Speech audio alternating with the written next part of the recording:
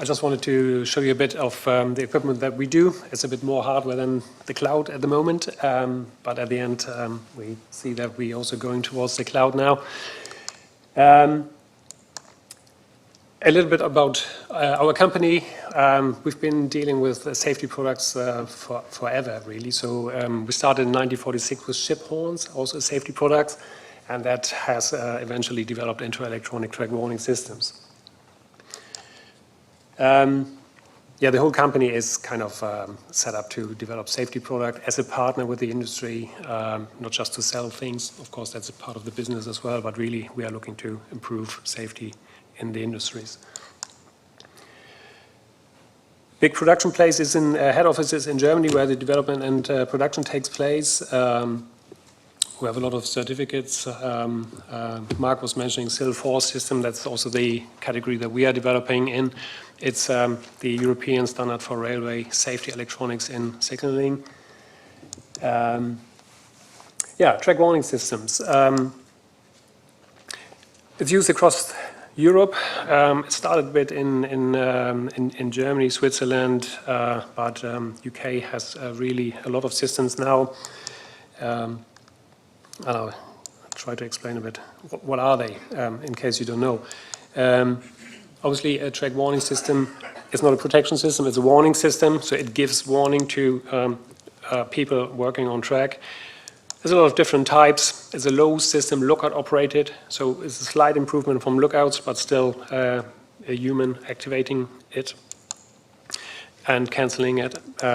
Semi-automatic is the next step. That means the train detection is done by Failsafe train detectors, so catching the train is kind of guaranteed by the system, but it is cancelled still by a human. The next step up in the ladder is the ATWS, obviously strike in and strike out treadles to reduce the human intervention as much as possible. Top of the range really is, and unfortunately that's not happening in the UK at the moment, is signal control warning system. That's the probably the ultimate future for all industries, for all railways.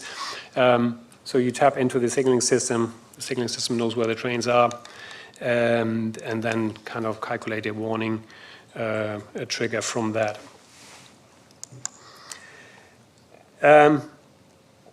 SIL4, already said that, we protect human lives. And I like this picture here. It's a track warning system is another mitigation. It's another slice of cheese to reduce the risk of things going wrong. And technology is obviously a good solution. If you compare, one of my colleagues had the idea to kind of put together an image about the comparison of a SIL4 system to a human error rate. A human, our activities, 1 in 1,000 go wrong. That's an average, depending on the job and the qualification. But 1 in 1,000, if you compare that with the 10 to minus 9 of a SIL4 system, this red bar of a human error probability would be 4 miles long in comparison. So a technology solution with SIL4 is definitely reducing the risk. For us, it's not just the safety. A fail-safe system design is relatively easy, but it still needs to work in this rail environment. You see a few items here that we need to consider, because we give such a system to track workers who are not always engineers, and I learned it myself really. It's different from a lab compared to an on-track situation when it's cold, raining, working with gloves. And people, if it's new, don't want to use it. We see that in every country when we start with this. So all the things have to be designed into our systems, and this is why we are looking for partnership with clients to develop that. One thing that we are quite proud of is our AutoProa effect is the automatic adjustment of the warning signal level. We can reduce the ambient noise, the noise emissions of the kit, to track workers, also to residents. That has been one of the core developments. And in the meantime, it has found its way into international standards. So now it's mandatory. So 30 years we started in developing it, and now it's a mandatory feature. It was mentioned before, and I just said it as well, you need also training. You need competent people to use it, because we still have humans to deploy such a system. Track warning systems, unlike signaling systems, are not, in most cases, not permanent systems. So the planning, the design, maintenance and usage of such a system needs to be based on a robust training program. And later on, it also needs support by our technicians. Yeah, benefits, you can see them here. So it really gives you increased safety. It improves track access, as Nick says. If you need to be on track, then this is one way in doing that. Another thing is it reduces the need of protection staff. Some people thought it is a job killer when we first introduced it. In a way it is. But from most countries, what we see, apart from the safety improvement, you don't find any lookouts wanting to do the job. In some countries, they work on minimum wage, and then you know the environment. It's not a good job, so people are not interested in it. Yeah, very flexible system. You see a few examples here on the slides. You can use it for all sorts of work sites, very modular, for radio-based systems, for short-term solutions, for a day job for a few hours. You have long-term installations or permanent installations even.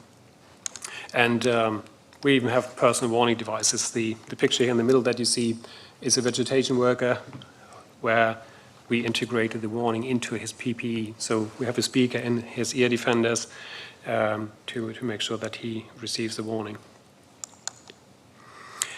Yeah, just a quick slide to show the principle. We always have a strike in that triggers a warning. Oh, that's duplication here, sorry.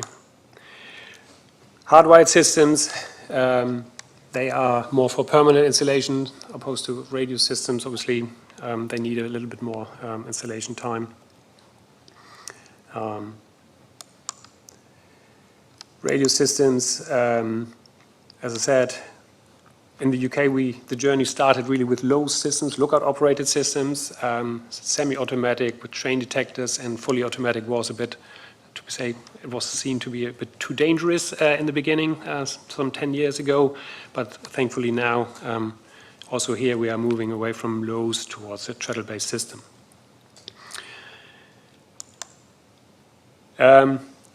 Just a quick image here, a sketch. We have a strike-in point in the sighting distance. That's the same sighting distance as in the rule book. That guarantees a certain warning time that you need, like 30 seconds or whatever it is. And then the signal is sent to a site via radio.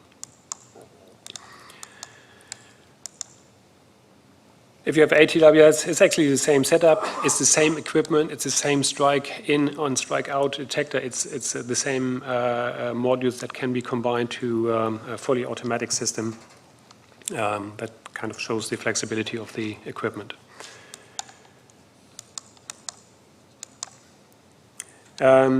One example, radio waves. We have trackside installations, short aerials, and we need to overcome sighting distance of a mile or two. And we have obstacles like you see here on the slide, a tunnel. And in this example, we made this signal travel through the tunnel. So the train detector was the other side of the tunnel. And even that was possible to use in this scenario. A thing that doesn't really exist in the UK yet, but it's mandatory in Germany, is just show you some slides of the options that you have with the track warning systems. Permanent mandatory installation on high output plant. So on these places where people are working on these big machines, a radio-controlled system has been installed or has to be installed. Quite tricky bit, massive machines, but still tricky to find a space for a warning device. So this one is interesting, radiographic warning system, no time to install, we use it with magnets. Initially, that was in Germany, initially said, oh, you can't use magnets, too dangerous, they will fall off. And after some trials, we were able to demonstrate that even magnets work to keep it on the high output. Personal warning devices, I already mentioned that. Here you see a bit of a better picture where you have like LEDs in your visor, which is also improvement of safety because you know you have to have a certain distance to these people with a trimmer. So a touch lookout is difficult. A low noise warning device would not get the attraction of the people. So we integrated that into the air defenders. And that can even now combined with back-to-back radios. So some people wanted to use radio communication, back-to-back radios, and we integrated that into the warning system as well, so that they have one combined system now. Just a setup slide. Can be personal warning devices can be triggered by lookouts if you want to, or by train detectors, which is obviously the safer option. Fixed warning system, that's the program Nick mentioned. We are currently designing quite a few permanent installation of a semi-automatic and fully automatic systems. Quite a challenging process because everybody in the team, including network rail designers, contractors, needed to learn the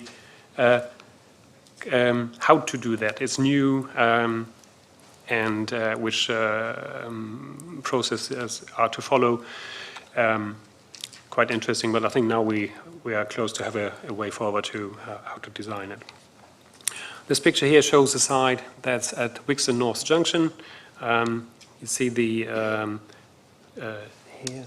Does it work? No, it doesn't work. You see some train detector control boxes in here, radio transmitters, and in this case, the users can just turn up on site. The yellow box here is the warning sounder. So they turn up on site, open the cabinet, log in the system, do a function test, and then they can use the system. So it's a pre-planned safe system of work, if you like, from the track warning system point of view.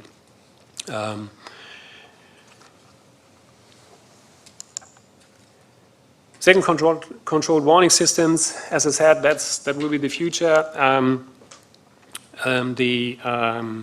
Information is available in the signal system, but it was mentioned yesterday at the dinner that signaling engineers are obviously very thorough people, and getting an interface approved is not easy. It's a massive program to do that. As an example, on the left-hand picture that you see that's the system that we use in Austria, and that program is still running. That took about 10 years, several million euros to get it installed, to get it designed. The picture next to it is also interesting because that's actually a protection and warning system in Belgium. So if this guy on the picture on the right here is turning up on site, he's taking his unit, logging it into the system, and that will turn the signal to red. So if the signaler wants to send a train towards this work site, they get a warning, and the workforce has to acknowledge that everybody's in position of safety. And if they don't do that, they will stop the train. Quite a radical approach. So here, safety is paramount, as everybody was saying. They say, okay, if a train stops, if the train operator complains about a journey being cancelled, whatever, they say it doesn't matter, safety is first. In Austria, they don't do that. They didn't want to stop trains, but it might come back now because safety authorities have said, yeah, if the Belgians can do that, why can't we? And this is even better than permanent SATWAS installation or ATWS installation because you do not have to install anything on track. You have the interface, you take your warning device, radio control to site. The downside is the signaling interface design. That is a big investment to get such a system working. These systems work via GSM, GSMR, initially GSMR, but now we're moving to public GSM mobile networks. As I said, there's some national solutions for the whole of Austria, for the whole of Belgium, and we also have some local deployments in France. We are looking at some other projects. The project here in the UK, Louis, was a similar local single controlled system. Yeah. We also have infrastructure solutions. Speed check control, I think that's maybe also quite interesting. In Germany, for example, worksites usually have a temporary speed restriction, and they put a temporary speed restriction magnet on the side. So I have a speed enforcement system. This is a mobile system, and the permanent version of that gives you live data where and when what train has speeded by how many miles. It's not just locked in the train. It's the modern version of the static like TPWS or the AWS magnets. This is also possible. Level crossings, temporary level crossings. Level crossing attendants are also not the state of the art anymore. We have temporary level crossings, so for the public it looks like a proper level crossing, so no mistake that anybody is wondering what this person in orange is doing on the road with the flag. We have temporary level crossing that increase safety as well. Yeah, last but not least, we're also moving cloud now. First products are in the cloud. Obviously, the advantages have been mentioned in previous lectures here. Status information, you can get alarms about maintenance, battery levels, tracking, also a key feature for some of our customers. Because a lot of track warning systems get displaced or lost, and this is also quite an interesting feature of this system. Distance monitoring, kind of a bit of a geofencing version of it, very special, that it was used from the distance from the lookout to the work site to make sure that he's in the right sighting distance. That's something that Deutsche Bahn wanted.